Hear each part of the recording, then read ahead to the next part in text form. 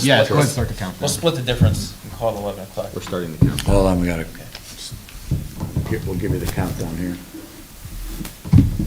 Should TV be on? We're live, Mr. Chairman. Okay, thank you.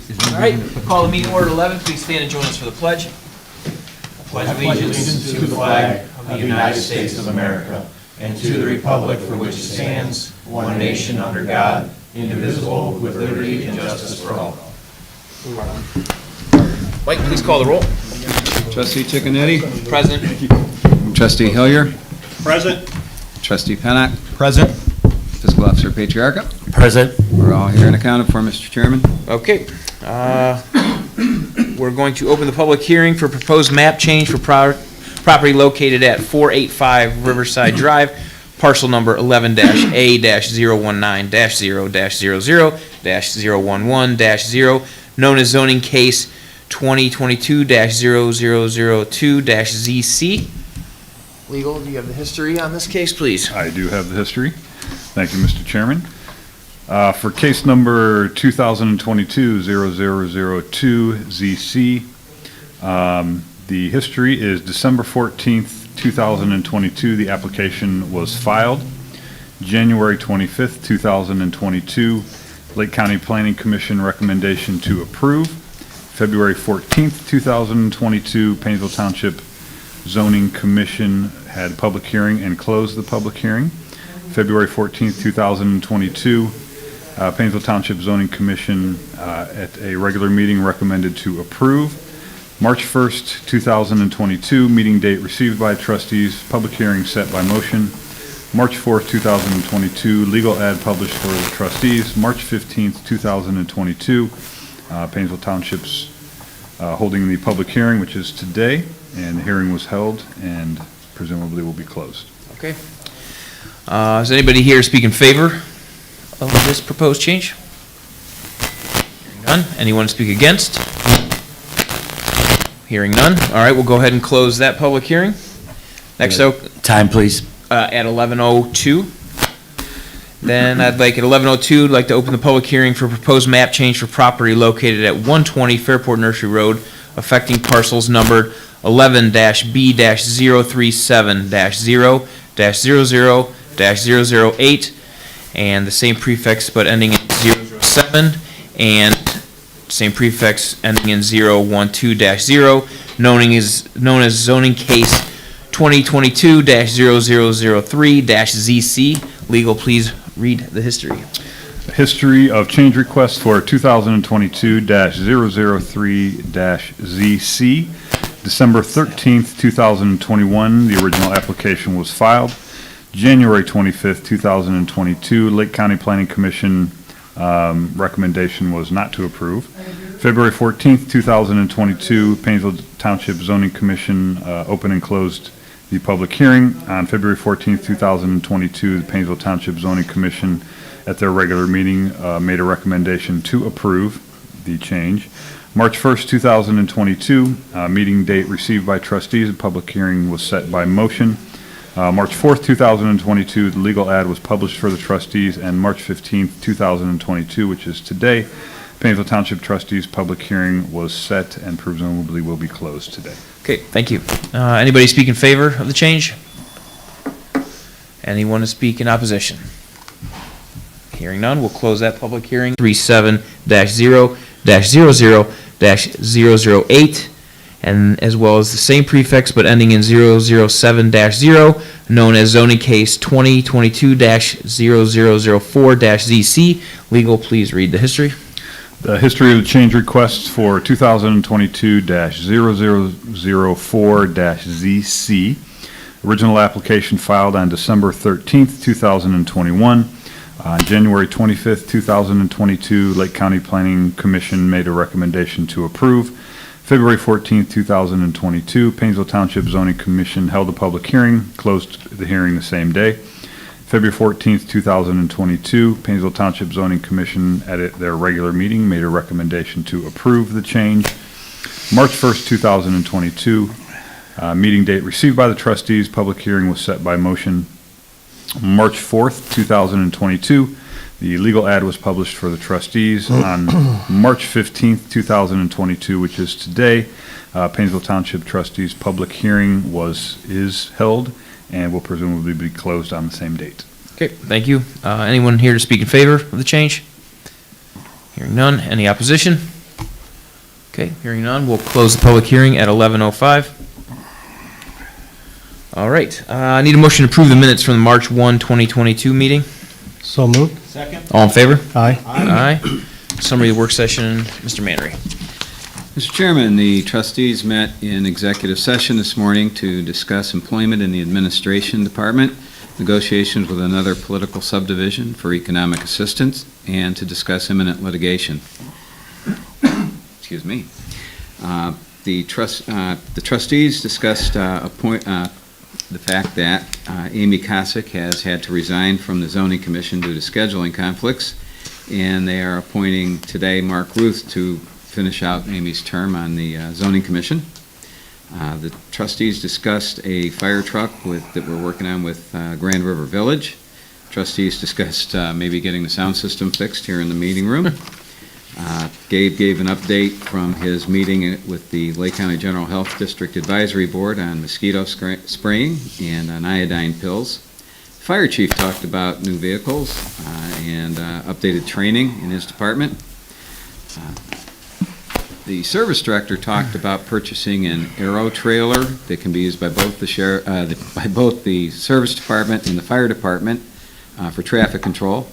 He discussed our annual program to hire some temporary summer help in the summer, and the service director discussed repairing lawn damage that occurs from snow plowing every winter.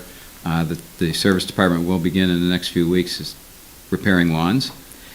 Zoning inspector gave an update on today's public hearings. She also discussed a fee waiver that was requested by the chairman of the Board of Zoning Appeals, and discussed different proposals for a potential community center someday down the road.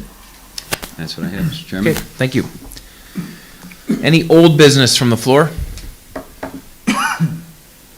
Okay. Any new business from the floor? And this is opportunity, we're going to, Riverside School District is here, we'll give them, and then anybody else that has new business can proceed after. Yeah, yep. It's been a while since I have been in this room. I want to thank the trustees and administration for having us for a few minutes. The Riverside Local School District does have a bond up May 3rd, and what I wanted to do is just give you a little bit of history behind why that is. Back in the early 2000s, there was a lot of discussion about enrollment and infrastructure issues with a lot of our old schools. During that time period, we had a few audits done. One was in 2008, and the other one was in 2013, and it was done by the OFCC, which is the Ohio Facilities Construction Commission. And in that report, they said that we should knock down all our buildings and just keep Lamouth up and put up a huge bond. During that time period, we had some financial issues going on. We couldn't really concentrate on the facilities so much as to where we were going with it, as opposed to trying to get our finances in order. So during that time period, we did get together with some committee members that were made up of school administrators, teachers, community members, and business people in our community to find out how we can get to that end of that plan in smaller bites. And what we did is we came up with a 3-phase plan. One was to build 2 new elementary schools, which we did already. Phase 1 is done. That bond passed during the presidential election of 2016. We built those 2 elementary schools at a larger capacity, and we were able to take down 4 aging elementary schools, and we improved our operational efficiencies by doing so. The second phase is to build a 612 complex on the existing property at Riverside, and that is what is up in May.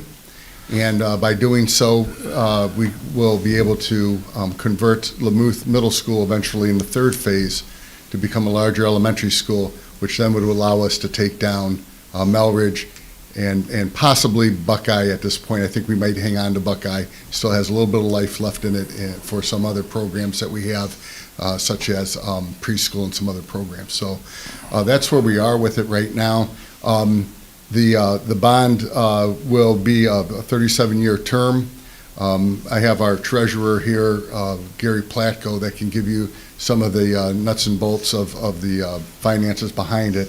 One thing that the OFCC also said is that if you're considering renovation, because there's some questions about renovation, is that if that renovation cost is going to be at least 2/3 of what it would be to build new, we should build new. And understand, our high school right now, after Fairport completes their project, will be the oldest high school in Lake County.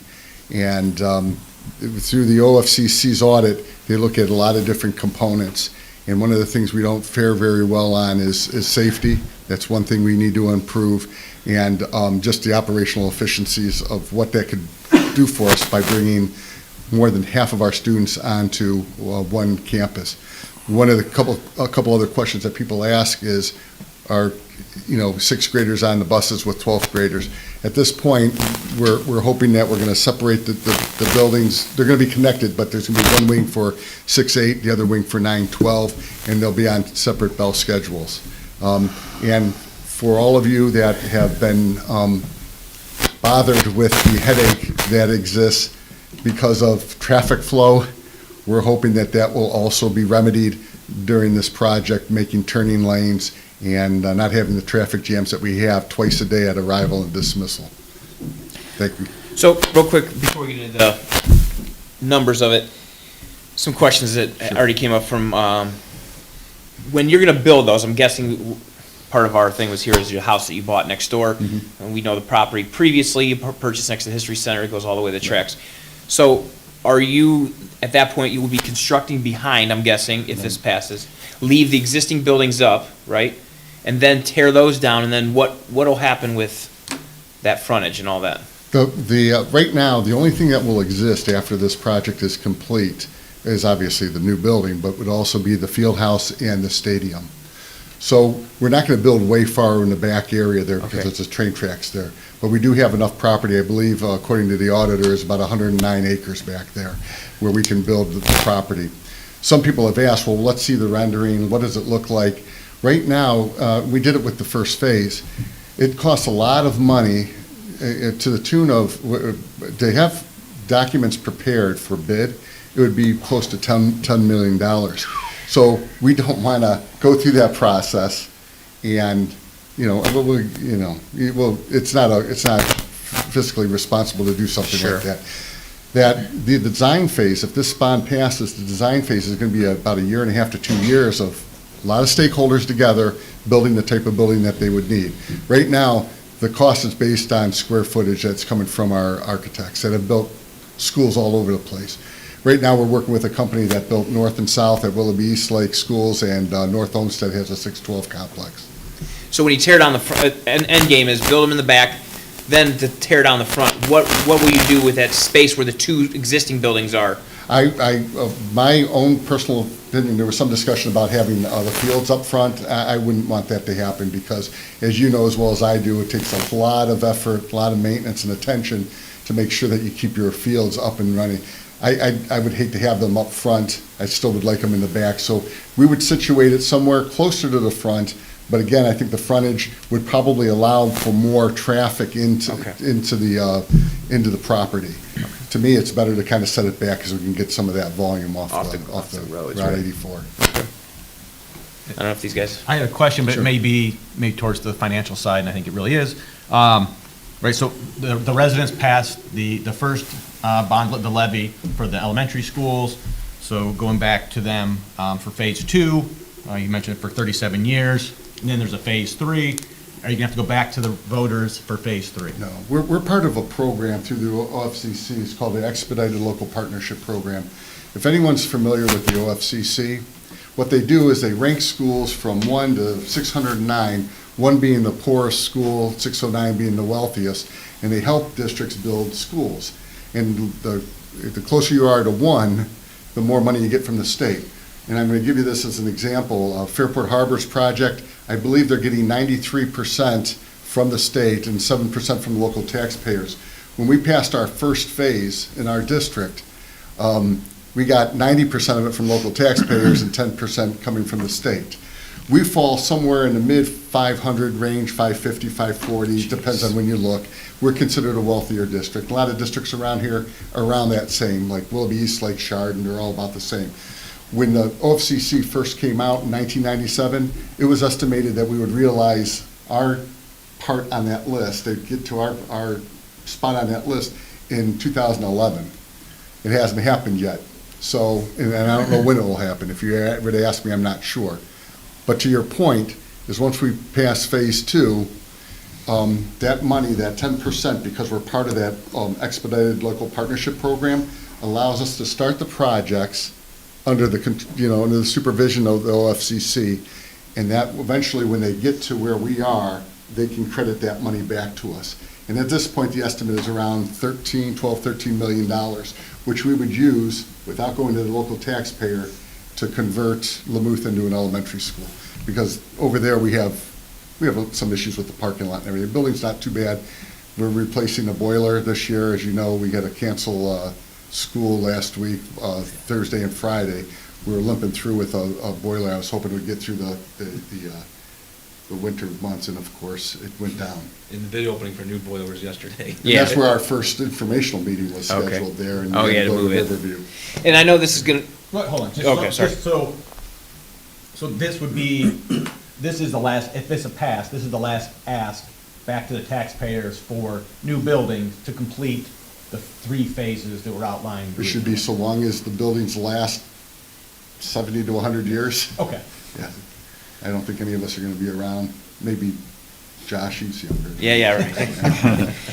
Did it? That's it. So 2 things, one's kind of gonna get into the money, but the other is, capacity, right? My understanding was that Riverview met its capacity a lot sooner than you anticipated, is that correct? We're not at capacity, but we're pretty close there. Sooner than you thought, right? Well, this is what happened. The OFCC wanted us to build at 525. We knew with all the development going around, we said 650. Right. And you have to understand, when we redistricted, we tried to get as many kids as we could into the new schools. Because let's face it, we're building 2 new elementary schools. Taxpayers are all paying for it, but not all the taxpayers' kids are going to the new schools. There's a difference. There's a difference between what is offered. I'm not saying in terms of service or teaching and instruction, but in terms of the physical building with air conditioning, innovation labs, dedicated cafeterias, stages, nicer gyms. I mean, there's a big difference between the schools physically. So we tried to get them in there. But right now, Gabe, Riverview, I think, has 609, which is close, 650. And the other one is around 540. So Parkside. that leads me to the next question. In anticipation of some very possible large development, continued development as it is with Fairway Pines, right? Because we still have, phase 3 and 4 back there possibly? So, and then as well, some other large development in the township that's might be on the horizon. Where do you guys, I know you said this is it for schools, right? But if you get another couple hundred students into the elementary level in that area, right, where? We have a couple options. Number one, we are building a little bit larger capacity than what the OFCC is saying. Okay. By 200-300 students. We don't want to build a building so large that classrooms are going unused. But we also have in our district a permanent improvement levy that's continuous. It was every 5 years, then we pass it, it's continuous. If something were to come up, we can levy some of that money to build on, we could A new build wing or on something. at Riverview if we wanted, Okay. another pod or something like that. The only levy we have right now that is every 5 years is our joint financing district. Right. So we do have some options. In fact, you know as well as I do, over at the high school, there's also a transportation garage that needs to be replaced. We don't think that the voters are going to they want to pass instructional space for kids. They don't want to do a transportation garage or anything else. And ours is grossly outdated. We can't even fit our buses in there, and we don't even have lifts. We have those portable ones. But what we're doing is we're going to levy some of the PI levy money. Okay. That portion of the project will be on that The that district, levy. okay. And then I guess the last part, and this is get into the finances, but, and this has come up, I know, I've seen some of the stuff on, in cost, right? I know that the estimate for the school is done in 2021, right, for this project, October, correct? It was, yeah, late October, November. So, I mean, it's no secret that even in that short 4-month period, 5-month period, how much supply costs and labor costs and inflation have bigger than any time in history, right? So, I guess we'll get into that, but where are we gonna fall with that based on the numbers? Are we prepared if we could see another 7, 10, 12% over the time this comes to fruition? Are we gonna be left with, hey, now we have shortfall, we have to dip into this other fund we have, so we don't have funds to do the other things that we're supposed to do, you know? Right, yeah, we did increase the cost estimate from it was like 135 million, don't remember the exact number, up to the bond issues for 147,725,000. That's already assuming because design happens after the election, so we already had inflationary costs built into that. But at the same time, once we get out the bid, if we do come in over budget, we can either scale back the scope of the project. We have that permanent improvement fund that we talked about. We actually have close to $8 million set aside for contingencies. And then when you issue the bonds, so if the voters approve the levy, we would go ahead and issue those bonds, and that money, we have that cash that goes and we invest it, and we anticipate $3 to $4 million in interest at current interest rates. If interest rates go up, maybe more than that. Sure. Over the life of the actual construction, so that'll help also Offset. And then there's things, we can always adjust things, like building an auditorium later or something that if we need to, we can defer parts of it if we had to. But there's flexibility there that I'm pretty confident we can manage that. Okay. We all know that the inflation's a big concern and supply chain issues and things like that. So. Okay, all right, well, that's all I have unless, Yeah. We have Real quick, just yeah, if you wanna get to the yours part of it, yeah. I'm real quick, so. Earn your money, right? Yeah. It's issue 1 on the May 3rd ballot, and that's to raise $147,725,000 to do this project, which is a 5.37 mil levy. And what that equates to is $15.66 per month per 100,000. I think that's $187.95 annually. And that information's in the frequently asked questions he's handing out, so you don't have to memorize that. Construction timeline would be, design would happen after the election, and then bidding out, about 18 months for design, then we'll go out to bid with estimated completion around August of 2026 is what we're anticipating at that point. Just looking at school district tax rates in Lake County, Riverside's currently the 3rd lowest at 30.14 mils. If this levy were to pass, it put us the 4th lowest. Will be ahead of Menor, because Perry's at the lowest because of the power plant. We all know that. So then it goes Madison, Riverside, then Menor. So we would pass up Menor in tax rates at that point, but we'd still be in the bottom half of Lake County.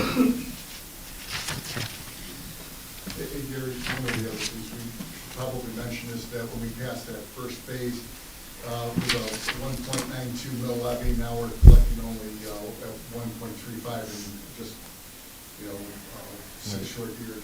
Right, and part of that's from reappraisals, but, basically when a bond issue's passed, the first year the county auditor collects the full millage, we give them a copy of the debt service schedule, because obviously we haven't locked in the bonds yet, so in phase 1, it dropped from 1.92 to, after the first year, to 1.67, and then with reappraisals and new construction, that millage rate dropped down to 1.35 currently, and because the county auditor is only going to collect enough to make the debt service payments on that debt that we issue, and as the community continues to expand or valuations go up, that tax rate will continue to come down.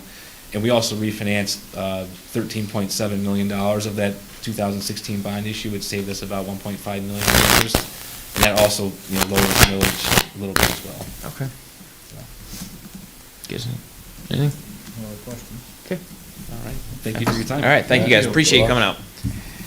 Any other new business? Yep, as you step to the, We came with a concept of the neighborhood school for the little ones.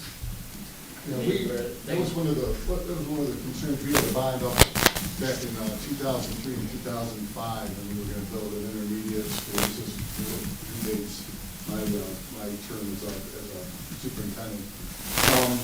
But we have 64 schools. We would solve the kids. We would have quite a few schools with smaller capacity than neighborhood schools. What we're doing right now is if we look at a map and where Duluth is and where the 2 elementary schools, it kind of hits in a triangle in different parts of the district, which would serve the kids working, going pods that give some sense of more of a smaller school. But it's about operational efficiencies and providing the instruction that kids need. Okay. Any other new business from the floor? No, okay. Moving on, Lake County Sheriff's Office. Good morning. For the month of February, the Sheriff's Office responded to 1,203 calls for service. Of those calls for service, 3 were injury accidents, 17 were property damage accidents. We conducted had arrest of an adult male for a warrant and drug paraphernalia, a juvenile, 3 juvenile females for disorderly conduct, adult male for OVI, 2 adult males for sexual offender registration violations, 1 adult male for receiving stolen property and possession of narcotics, 4 adult males for possession of drugs, 1 male for theft, another male for domestic, an adult female for motor vehicle theft of a U-Haul, a juvenile male for possession of narcotics, an adult male for motor vehicle theft, resisting arrest and fleeing and eluding, and then a juvenile female for aggravated menacing and inducing panic.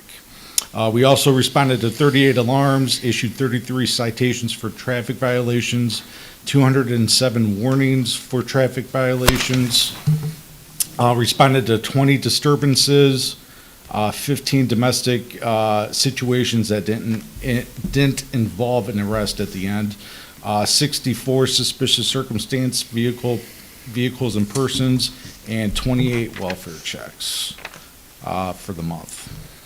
And I know Josh asked you, but if you want to just update for the public about the hire, since with the new deputies and the contract and all. Yes, and I clarified with Mr. Pennock, we have 4 deputies that are currently on training.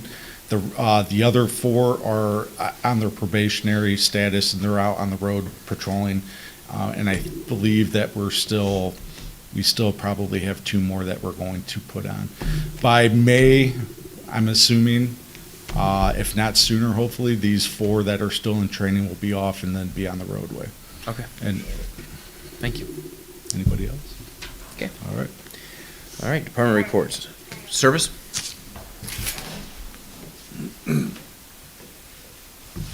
So I just want to let the public know that Wednesday, March 30th will be the day that we open up our brush drop-off area again.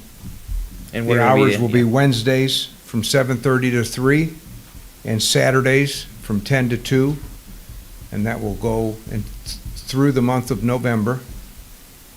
And just so people can get maybe a heads up, we will be open on Saturday, April 16th. That is Easter weekend, but we will be there from 10 to 2 on that date, and this is for Painesville Township residents only.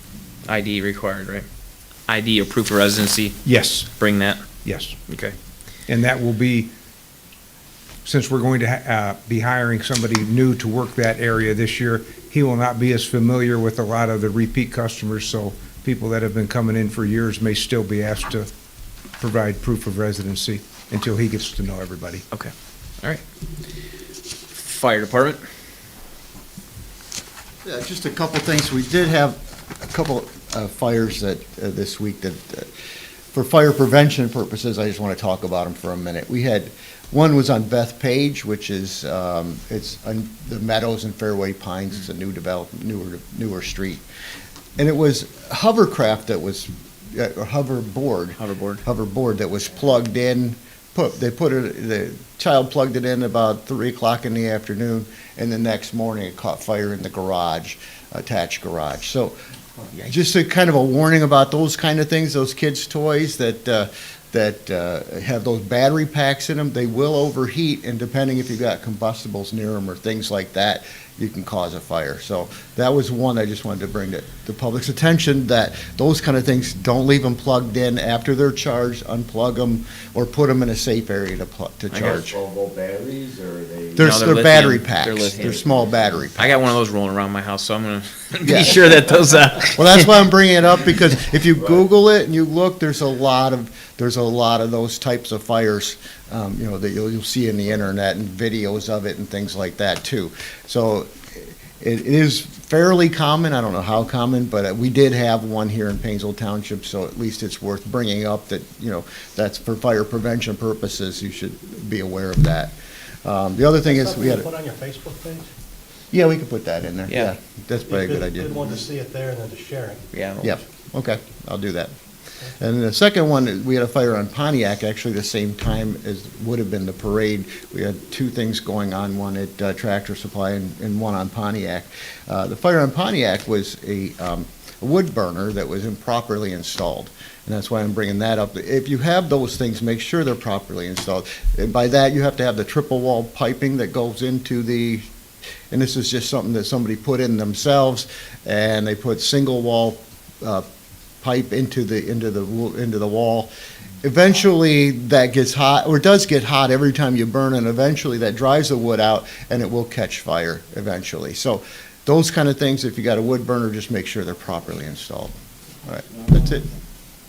Hey, so real quick, Yes. this brings up, and Chuck brought up a good point, is when we have fires like this, because we don't have all that many, but Yeah, this could be a real, like, an education opportunity for the public. Sure. To post these when we have them and say, here's what, we had this fire, here's what you need to know about it and how you can prevent the same thing from happening. right. We should maybe, I think, do that more often, and then we can share those. That's a on good our idea, and page. like I said, I usually have guys that do that for me, so I'll Yeah. make sure that they put that on. Yeah, when they have one, what it was and why, and how the public, the average person can prevent that in their house. or whatever. Absolutely. Identify the property, but identify the issue. Yeah, Okay, right, sure, right. I will do that. Okay, All right, thanks. Thanks. Zoning? Nothing to add. Nothing to add. Okay, legal? Nothing. Administrator? Mr. Chairman, unfortunately, we had to cancel our parade on Sunday due to the weather. I would like to thank at least a couple people who helped plan and organize this. The Lake County Sheriff's Office really pitched in. They met with us to help us a lot with traffic control and had a crew out there to help direct traffic before we canceled it. So I really appreciate the Sheriff's Office support. And I'd like to mention Neil Conway from Conway Title. He does an awful lot behind the scenes to raise funds for it, promote it for us, and it is a better parade because Neil helps out and kind of rallies some other Irishmen around him. And that's it. Okay, thank you. Fiscal officer? Nothing at this time, sir. Okay. Trustees? I need a motion to request a resolution declaring April Child Abuse Prevention Month in Painesville Township. So moved. Second? All in favor? Aye. I need a motion to request a resolution to adopt the zoning commission recommendation to approve map amendments for property located at 485 Riverside Drive, parcel number 11-A-019-0-00-011-0, known as zoning case 2022-0002-ZC, or, So moved. Second. all in favor? Aye. Aye. I need a motion to request a resolution to adopt zoning commission recommendation to approve the map amendments for property located at 120 Fairport Nursery Road, affecting parcels numbered 11-B-037-0-00-008, same prefix ending in 007 and 012-0, known as zoning case 2022-0003-ZC. So moved. Second? All in favor? Aye. Aye. I need a motion to request a resolution to adopt the zoning commission recommendation to approve the map amendments for property located at 0 Greenside, affecting parcel numbered 11-B-037-0-00-008, same prefix ending in 007-0, known as zoning case 2022-0004-ZC. So moved. Second. All in favor? Aye. Aye. I need a motion to request a resolution to approve payment to Cerny Motors in the amount of $3,305.26 for 2 hydraulic cylinders for the service department. So moved. Second? All in favor? Aye. Aye. I need a motion to request a resolution to approve payment to Melzer's Fuel Service in the amount of $3,294.71 for fuel for the service department and fire department. So moved. Second. All in favor? Aye. I need a motion to request a resolution to approve payment to Morton Salt in the amount of $33,325.89 for road salt. So moved. Second? All in favor? Aye. Aye. Aye. I need a motion to request a resolution to approve payment to Welco Lumber Company in the amount of $3,040 for signposts for Station 1, Town Hall, and Station 2. So moved. Second. All in favor? Aye. Aye.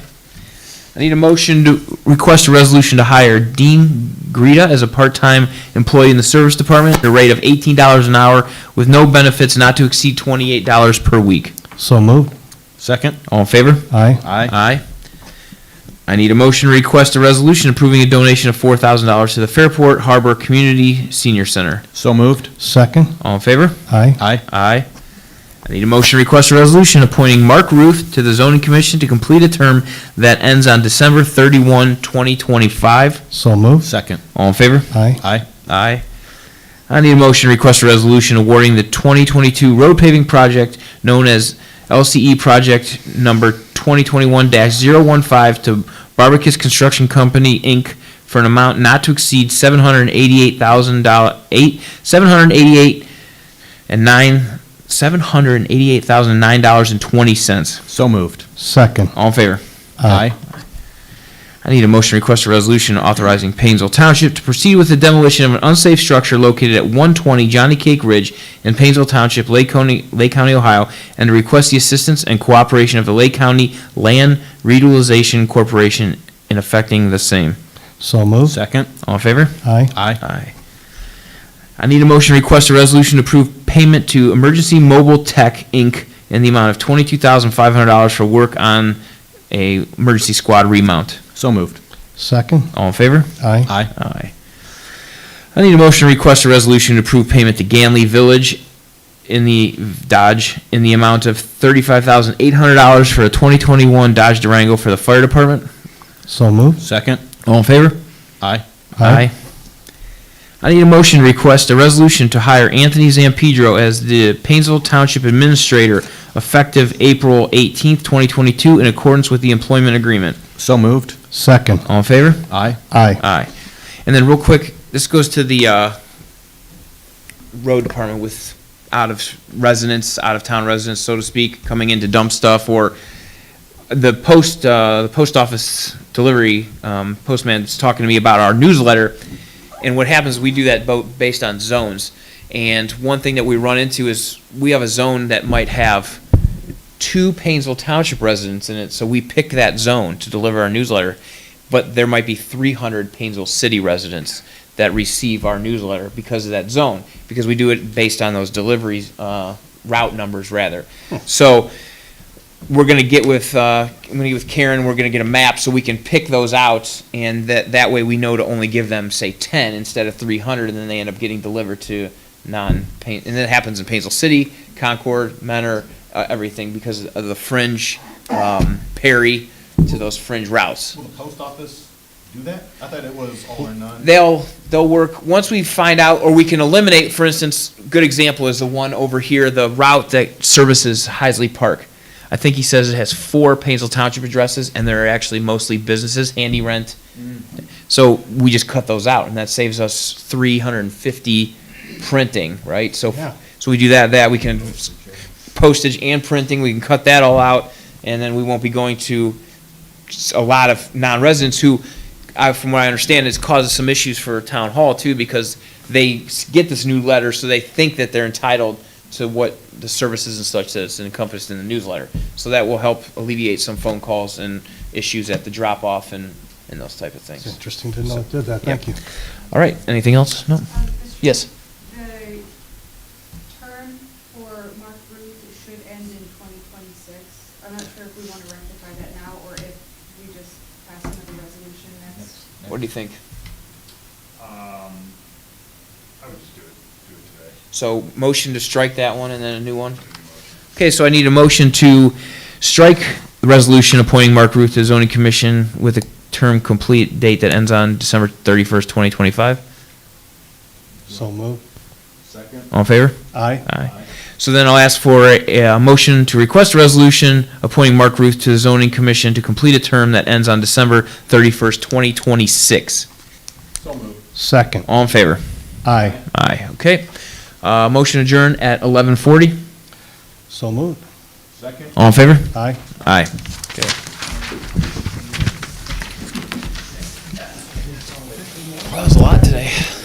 Yes.